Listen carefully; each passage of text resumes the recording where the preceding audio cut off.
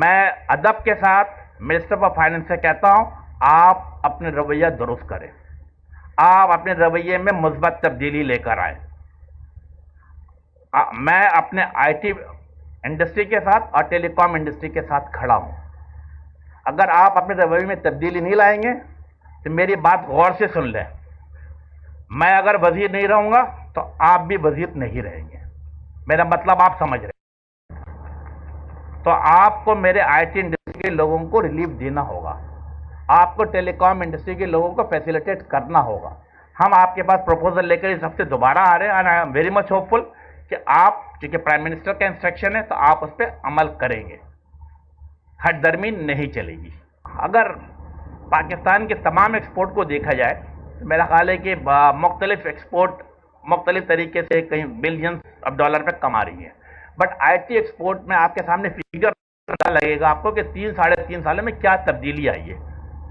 Number 1، 2019-20 I T export جو کہ میرا خیال ہے دکھایا بھی گیا تھا، میں بس ریپیٹ کر رہا ہوں، $1.4 بلین تھا۔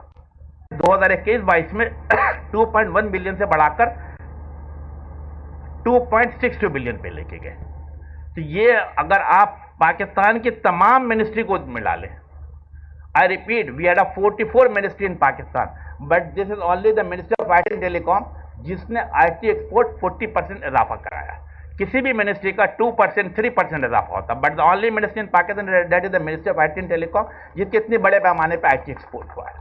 یہاں پر میں کچھ تلخ باتیں بھی کروں گا، زوہیب جر ہمیشہ ان کا پاشا کے سپورٹ رہتا ہے، ٹیلی کام سیکٹر کا سپورٹ رہتا ہے۔ Since last many week we are in touch with the finance ministry۔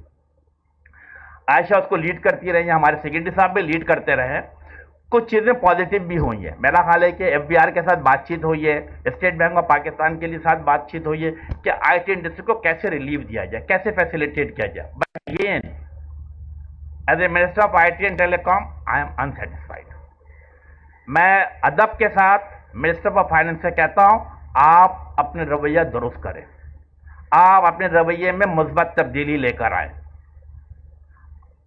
میں اپنے آئی ٹی انڈسٹری کے ساتھ اور ٹیلی کام انڈسٹری کے ساتھ کھڑا ہوں۔